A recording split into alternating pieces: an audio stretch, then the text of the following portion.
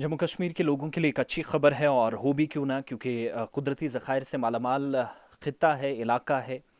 मरकज़ के ज़ेर इंतज़ाम इलाके में 10 फरवरी को आपको याद होगा कि एक अच्छी खबर जम्मू कश्मीर की आवाम को मिली, बिलखुसूस रियासी ज़िले की आवाम को, जहाँ पर लिथियम के ज़खायर मौजूद थे और इसका पता लगाने में साइंसदान, सर्वे की team, geological survey of India की टीम तस्दीक करने में बाद में इस पर कामयाब भी हुई।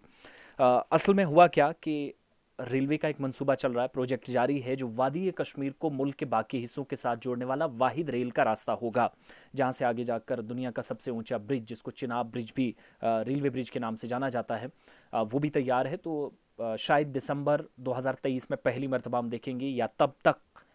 यूनियन टेरिटरी से बाकी हिस्सों को रेल के जरिए जुड़ता हुआ हम देख सकें। लेकिन जहाँ तक बात लिथियम के ज़खायर की, लिथियम है क्या, ये मैं बहुत सारे लोगों की रिक्वेस्ट थी, सवालात थे कि समझाइएगा, बताएं आखिर ये है क्या। तो वो ज़रा मैं आपको कुछ चीज़ें बताऊं, इसकी अहमियत क्या है, इसकी अफादियत क्या है, और ये ज़खायर कहाँ पर हमें आज के वक्त में इतने, जो एक तरह से कहा जा सकता है कि नायाब वसाइल है हमारे लिए, लेकिन इस्तेमाल कहाँ पर होते हैं, ये बड़ी चीज़ है, सवाल पूछा जा रहा था। तो रियासी ज़िला, जहाँ पर एक दूर दराज गाँव, जहाँ से रेल कनेक्टिविटी के थ्रू वादी के साथ जोड़ने की कोशिश है, तो ज़िला रियासी में जहाँ पर लिथियम के ज़खायर पाए गए, 10 फरवरी को पहला सर्वे सामने आया, और उसके बाद हमने देखा कि खुशी की लहर बहुत सारे लोगों के अंदर, इलाके की आवाम में बिलखुसूस दौड़ गई। और सलाल इलाका है, सलाल गांव है, दरअसल एक कसीर आबादी इस गांव की है, इस इलाके की है। तो उस इलाके की आवाम एक तवील मुद्दत से इंतज़ार कर रही थी कि जब यहाँ पर प्रोजेक्ट बनेगा, कंप्लीट हो जाएगा, तो क्या उसके बाद हमें कुछ मिलेगा। तो उनको नेचुरल रिसोर्सेज में से एक रिसोर्स मिला, जिसको लिथियम कहा जाता है, साइंटिफिक लैंग्वेज जो है इसकी, या साइंसी एतबार से इसका नाम जो है वो लिथियम इसे कहा जाता है। और ये साइंसदानों के लिए एक बड़ी कामयाबी भी थी, क्योंकि प्रोजेक्ट के दौरान कुछ छोटी छोटी चीज़ें या शवाहिद ऐसे मिले थे, हाथ लगे थे सर्वे की टीमों के, जिसके बाद अंदाज़ा लगा कि शायद कुछ है, तो तलाश उसके बाद शुरू हुई। खोज के बाद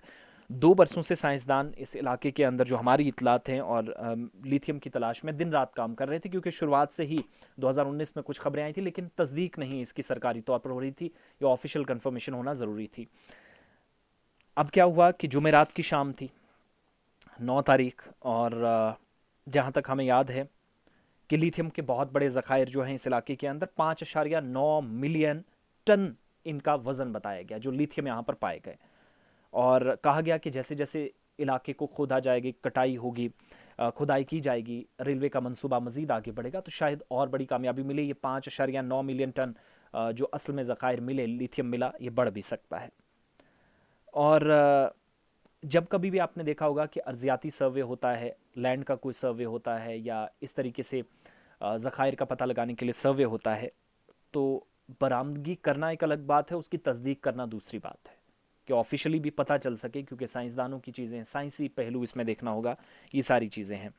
और इसके बाद ये भी हुआ कि लोग जो ये कहने लगे कि हमें कुदरती हुस्न से माला माल इलाके के अंदर पहले ही कई तरह की चीज़ें मौजूद थी, अब हमें एक और चीज़ मिली है, जिनमें काफ़ी ज़्यादा खुशी थी। लिथियम, इसका इस्तेमाल क्या है, जहाँ तक मेरी रिसर्च कहती है, साइंसदानों से कुछ से मेरी बात हुई, कुछ प्रोफेसर से बात हुई, हमारे कुछ असातिज़ा हैं उनसे हमारी बात हुई जो साइंस जानते हैं, तो उन्होंने कुछ पॉइंट्स जो लिखवाए। एक तो इलेक्ट्रिक गाड़ियाँ जो बनती हैं, जो इलेक्ट्रिक पर चलने वाली, इलेक्ट्रिसिटी पर चलने वाली गाड़ियाँ हैं, मोबाइल फ़ोन के आलात, जैसे मोबाइल में पड़ने वाली जो बैटरी है, ये इससे बनती है, इस्तेमाल होती है। तो सर्वे के बाद ये जो लिथियम निकल कर आया, इलेक्ट्रिक गाड़ियों की जो बैटरी बनती है, नंबर 1, और मोबाइल फ़ोन्स की जो बैटरियाँ हैं वो भी बनती है। तो